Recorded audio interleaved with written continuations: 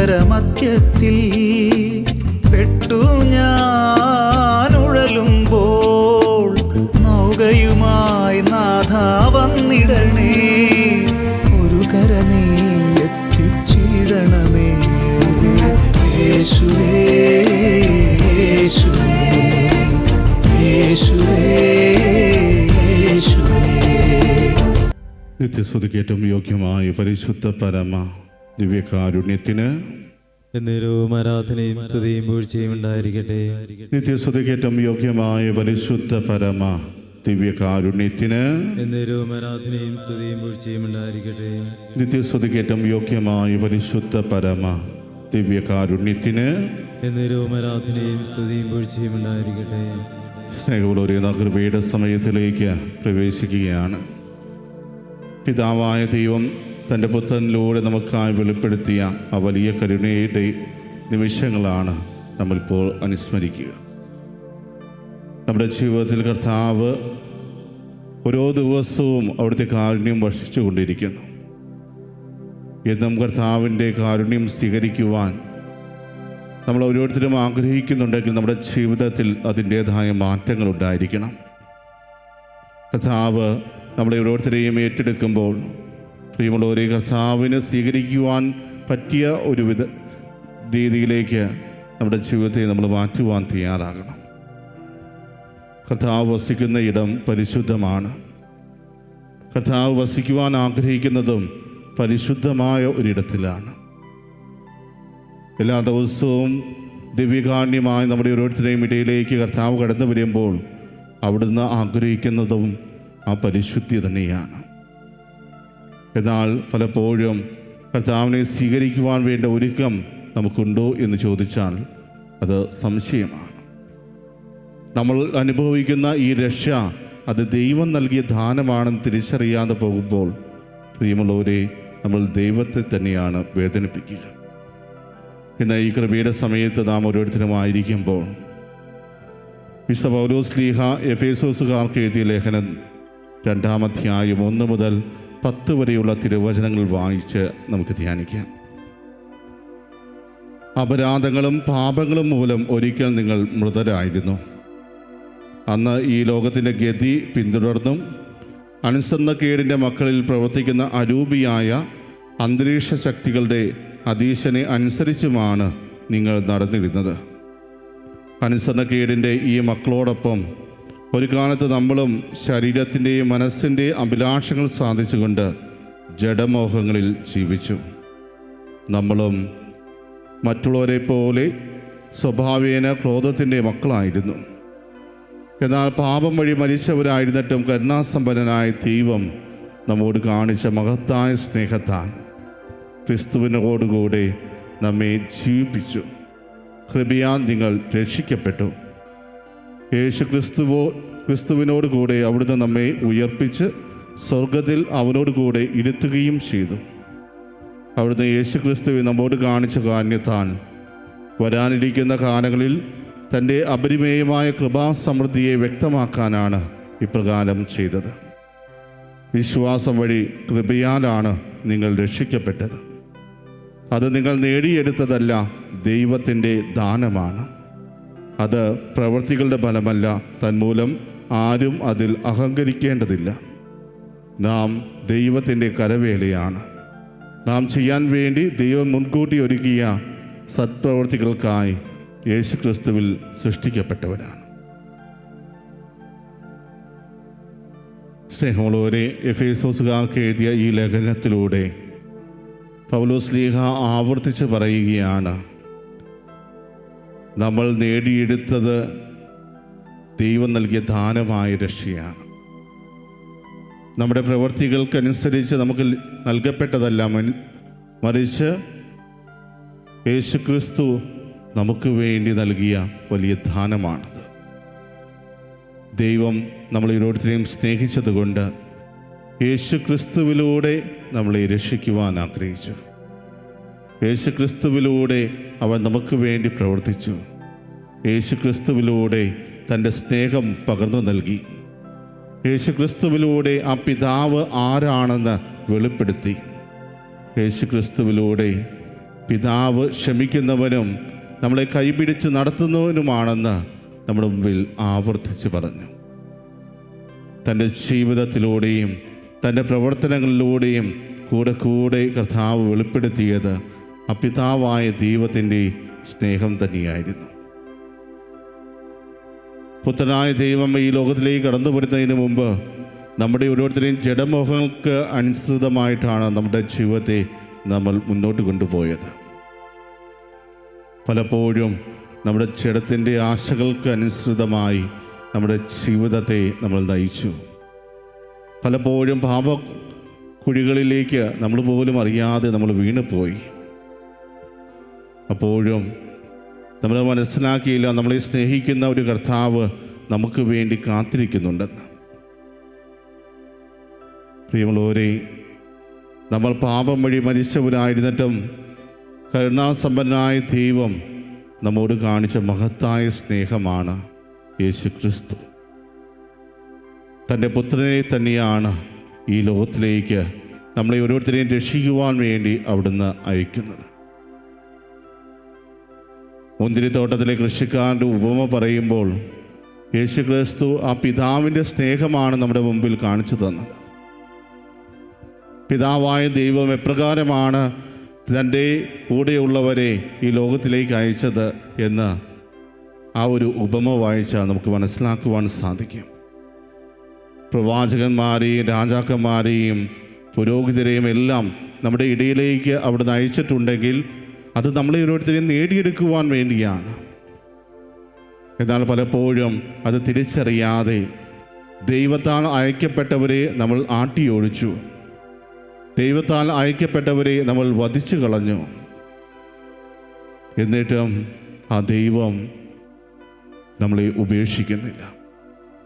നമ്മളെ വീണ്ടെടുക്കുവാൻ ആഗ്രഹിച്ചുകൊണ്ട് തൻ്റെ ഏകജാതനെ തന്നെ ഈ ലോകത്തിലേക്ക് അവിടുന്ന് അയക്കുകയാണ്. ഈ പോകുന്ന മകൻ തിരികെ വരുമോ എന്ന യാതൊരു ഗ്യാരണ്ടിയുമില്ലാത്തൊരവസ്ഥ. അവിടെയും ദൈവം നോക്കിയത് അവിടുത്തെ സ്നേഹം തന്നെയാണ്. ഞാൻ ഈ മക്കളെ എത്ര അധികമായി സ്നേഹിക്കുന്നു.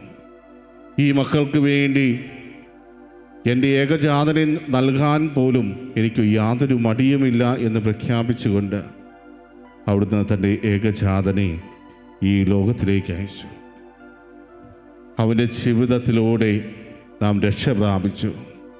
അവനിലൂടെ കടന്നു വന്ന കൃപയിലൂടെ നാം ഓരോരുത്തരും രക്ഷ പ്രാപിച്ചു.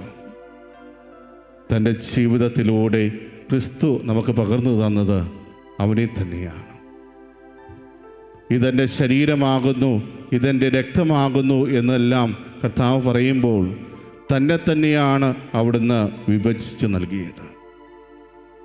പ്രിയമുള്ളവരെ, ഇന്ന് ഈ അൾത്താരയിൽ ഈ ഒരു തിരുവോസ്തയിൽ കർത്താവ് കടന്നു വന്നിട്ടുണ്ടെങ്കിൽ അത് നമ്മളെ ഓരോരുത്തരെയും അവിടുന്ന് സ്നേഹിക്കുന്നത് കൊണ്ടാണ്.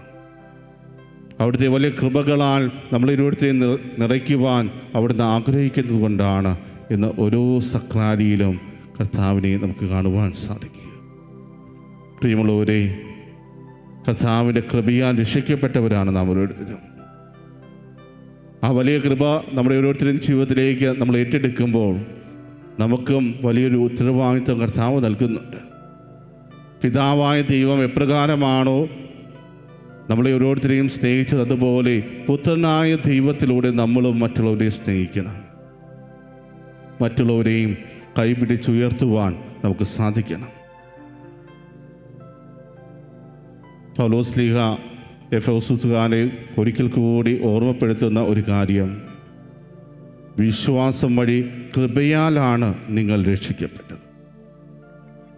വിശ്വാസം വഴി കൃപയാലാണ് നിങ്ങൾ രക്ഷിക്കപ്പെട്ടത് എന്ന് തറപ്പിച്ച് പറയുമ്പോൾ, പ്രിയമുള്ളവരെ, ആദിമ ക്രൈസ്തവരുടെ വിശ്വാസം എത്ര വലുതായിരുന്നു എന്ന് ചിന്തിക്കുന്നത് വളരെ നല്ലതാണ്. പെന്തക്കോസ്ത് അനുഭവം ശിഷ്യന്മാരുടെ ജീവിതത്തിലുണ്ടായപ്പോൾ 3000 പേരോളാണ് അന്ന് മാമോദിസ സ്വീകരിച്ചത്. 3000 ആളുകൾ അന്ന് ക്രിസ്തുവിനാൽ ആകർഷിക്കപ്പെട്ട് തങ്ങളുടെ വിശ്വാസം ഏറ്റുപറഞ്ഞു. പിന്നീട് ആ വിശ്വാസ സമൂഹം വളരുന്നതാണ് അപ്പസ്തോല പ്രവർത്തനങ്ങളിൽ നമ്മൾ കാണുക. ഓരോ ദിവസവും ആയിരങ്ങൾ അവരോട് കൂടെ ചേർക്കപ്പെട്ടു. അത് കണ്ട യഹൂദർക്കൊന്നും സഹിക്കുവാൻ സാധിക്കുന്ന ഒന്നായിരുന്നില്ല. അതിനാൽ തന്നെ പിന്നീട് ഒത്തിരിയേറെ മതപീഡനം നമുക്ക് കാണുവാൻ സാധിക്കും. എല്ലാ വിധത്തിലും അവരെ ഒതുക്കുവാൻ ശ്രമിക്കുന്നവർ, പല രീതിയിലും ക്രിസ്തുവിനെ പ്രഘോഷിക്കുന്നവരെ നശിപ്പിക്കുവാൻ പരിശ്രമിക്കുന്നവരെ നമുക്ക് കാണുവാൻ സാധിക്കും. ഏറ്റവും വലിയ ഉദാഹരണമാണ് പൗലോസ്ലീഹ. സാവൂളായിരുന്ന പൗലോസ്ലീഹ എപ്രകാരമാണ് ക്രിസ്തുവിനോട് ചേർക്കപ്പെട്ടത് എന്ന് നമുക്കറിയാം. ഒരു ഡമാസ്കസ് അനുഭവം അവൻ്റെ ജീവിതത്തിൽ ഉണ്ടായതുകൊണ്ടാണ് അവൻ ക്രിസ്തുവിനെ പ്രഘോഷിക്കുവാൻ ആരംഭിച്ചത്. അതിനു മുമ്പ് ക്രിസ്തുവിൽ വിശ്വസിക്കുന്ന എല്ലാവരെയും പിടിച്ചു കെട്ടുവാൻ വേണ്ടി ആഗ്രഹിച്ചുകൊണ്ട്, അവരെ നശിപ്പിക്കുവാൻ വേണ്ടി ആഗ്രഹിച്ചുകൊണ്ട് പ്രവർത്തിച്ച ഒരാൾ കൂടിയാണ്. എന്നിട്ട് ഡമാസ്കസിലേക്ക് പോയത് പോലും ആ ഒരു പർപ്പസോട് കൂടിയായിരുന്നു. പക്ഷേ വഴിമധ്യേ ദൈവം അവൻ്റെ ജീവിതത്തിൽ ഇടപെട്ടു. ദൈവം അവനെ നേടിയെടുത്തു.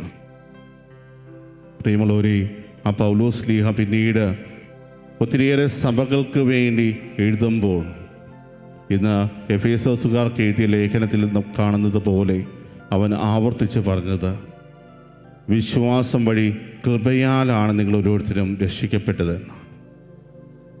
അത് നിങ്ങൾ ഓരോരുത്തരും നേടിയെടുത്തതല്ല, മറിച്ച് അത് ദൈവത്തിൻ്റെ വലിയ ദാനമാണ് എന്ന് തൻ്റെ ലേഖനങ്ങളിലൂടെ മറ്റുള്ളവരെ ബോധ്യപ്പെടുത്തുവാൻ പൗലോസ്ലീഹായ്ക്ക് സാധിച്ചിട്ടുണ്ട്.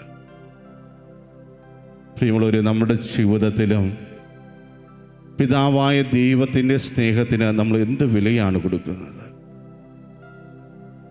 നമ്മുടെ ജീവിതത്തിൽ ഒരു ചെറിയ നഷ്ടം സഹിച്ചുകൊണ്ട് മറ്റുള്ളവരെ കൈപിടിച്ചുയർത്തുവാൻ നമുക്ക് സാധിക്കാറുണ്ടോ? പലപ്പോഴും അതിന് സാധിക്കാതെ നമ്മൾ നമ്മളെ തന്നെ മഹത്വീകരിക്കുന്നതാണ് കാണുവാൻ സാധിക്കുക. പുത്രനായ ദൈവം ഈ ലോകത്തിലേക്ക് കടന്നു വന്നത് തൻ്റെ ഇഷ്ടം നിറവേറ്റുവാനായിരുന്നില്ല, മറിച്ച് പിതാവായ ദൈവത്തിൻ്റെ ഇഷ്ടം നിറവേറ്റിക്കൊണ്ട് തൻ്റെ ഓരോ പ്രവർത്തനങ്ങളിലൂടെയും ആ ദൈവത്തെ മഹത്വപ്പെടുത്തുവാനാണ് അവിടുന്ന് ആഗ്രഹിച്ചത്. അതിനാൽ തന്നെ പ്രിയമുള്ളവരെ, യേശുവിൻ്റെ ഓരോ പ്രവർത്തനങ്ങളിലും മറ്റുള്ളവരുടെ മുമ്പിൽ വെളിപ്പെടുത്തപ്പെട്ടത് പിതാവിൻ്റെ മുഖമായിരുന്നു, പിതാവിൻ്റെ സ്നേഹമായിരുന്നു, പിതാവിൻ്റെ കൃപകളായിരുന്നു. പ്രിയമുള്ളവരെ, നമ്മുടെ ജീവിതത്തിലും ക്രിസ്ത്യാനികൾ എന്ന നിലയിൽ നമ്മളും പ്രതിഫലിപ്പിക്കേണ്ടത് അതേ പിതാവിനെ തന്നെയാണ്. നമുക്ക് നൽകപ്പെട്ടിരിക്കുന്ന രക്ഷ അത് നമ്മുടെ അർഹത കൊണ്ട് കിട്ടിയതല്ല, മറിച്ച് ദൈവത്തിൻ്റെ ദാനമാണ് എന്ന തിരിച്ചറിവിൽ നമ്മൾ പ്രവർത്തിക്കണം. കർത്താവ് ഇത് ദാനമായി നൽകിയത് കൊണ്ട് ആരും അതിൽ അഹങ്കരിക്കേണ്ടതില്ല എന്ന് പറയുന്നുണ്ട്. അതുപോലെ നമ്മളെ ഓർമ്മപ്പെടുത്തുന്ന മറ്റൊരു കാര്യം, നാം ഓരോരുത്തരും ദൈവത്തിൻ്റെ കരവേലയാണ്. നാം ചെയ്യാൻ വേണ്ടി ദൈവം മുൻകൂട്ടി ഒരുക്കിയ സത്പ്രവൃത്തികൾക്കായി യേശുക്രിസ്തുവിൽ സൃഷ്ടിക്കപ്പെട്ടവരാണ്. നമ്മൾ ദൈവത്തിൻ്റെ കരവേല മാത്രമല്ല, യേശുക്രിസ്തുവിലാണ് നാം ഓരോരുത്തരും സൃഷ്ടിക്കപ്പെട്ടിട്ടുള്ളത്. അതിനാൽ തന്നെ നമ്മുടെ ജീവിതത്തിൽ നമ്മൾ ഏറ്റവും കൂടുതൽ പ്രതിഫലിപ്പിക്കേണ്ടതും അതേ യേശുക്രിസ്തുവിനെ തന്നെയാണ്. നമുക്കറിയാം, ഒരു മരം വളർന്നു കഴിഞ്ഞാൽ ആ മരം മറ്റ് മരങ്ങളെയെല്ലാം കാണിക്കേണ്ടത്. ഒരു മാവാണെങ്കിൽ ആ മാവിൻ്റേതായ ഫലങ്ങളാണ് കൊടുക്കേണ്ടത്. മാവിൻ്റെ താഴ്ത്തണ്ടിനോട് ചേർന്ന് നിന്നുകൊണ്ട് മറ്റൊന്നായിട്ട് മാറുവാനല്ല, മറിച്ച് ആ മാവിൻ്റെ ഗുണം എന്താണെന്നറിഞ്ഞ് അത് പ്രതിഫലിപ്പിക്കുവാനാണ് നമ്മൾ പരിശ്രമിക്കേണ്ടത്. അങ്ങനെയെങ്കിൽ ദൈവത്തിൻ്റെ കരവേലയായ നാം ഓരോരുത്തരും യേശുക്രിസ്തുവിൽ സൃഷ്ടിക്കപ്പെട്ടവരാണെങ്കിൽ നമ്മുടെ ജീവിതത്തിലൂടെ നാം മറ്റുള്ളവരുടെ മുമ്പിൽ വെളിപ്പെടുത്തേണ്ടത് യേശുക്രിസ്തുവിനെ തന്നെയാണ്. യേശുക്രിസ്തുവിനെ മറ്റുള്ളവരുടെ മുമ്പിൽ നമ്മൾ വെളിപ്പെടുത്തുമ്പോൾ പ്രിയമുള്ളവരെ, നമ്മൾ മനസ്സിലാക്കുക, ആ യേശുക്രിസ്തു പിതാവായ ദൈവത്തിൻ്റെ കരുണയുടെ മുഖം മറ്റുള്ളവരുടെ മുമ്പിൽ വെളിപ്പെടുത്തിയവനാണ്. അതിനാൽ നമ്മുടെ ജീവിതത്തിലൂടെ അതേ ദൈവത്തിൻ്റെ കരുണയെ മറ്റുള്ളവരിലേക്ക് പകർന്നു കൊടുക്കുവാൻ നമുക്ക് പരിശ്രമിക്കാം. നമ്മളെ ഓരോരുത്തരെയും അനുഗ്രഹിച്ച നല്ലവനായ തമ്പുരാനോട് നന്ദി അർപ്പിച്ചുകൊണ്ട്, നമ്മുടെ ജീവിതത്തെ പൂർണ്ണമായി കർത്താവിൻ്റെ കരങ്ങളിലേക്ക് സമർപ്പിച്ചുകൊണ്ട്, നമ്മുടെ ജീവിതത്തിൽ നമ്മൾക്ക് ലഭിച്ച രക്ഷ അത് ദൈവത്തിൻ്റെ ദാനമാണെന്ന് തിരിച്ചറിഞ്ഞുകൊണ്ട്, കർത്താവിൻ്റെ ആശീർവാദം നമുക്ക് ഏറ്റുവാങ്ങാം.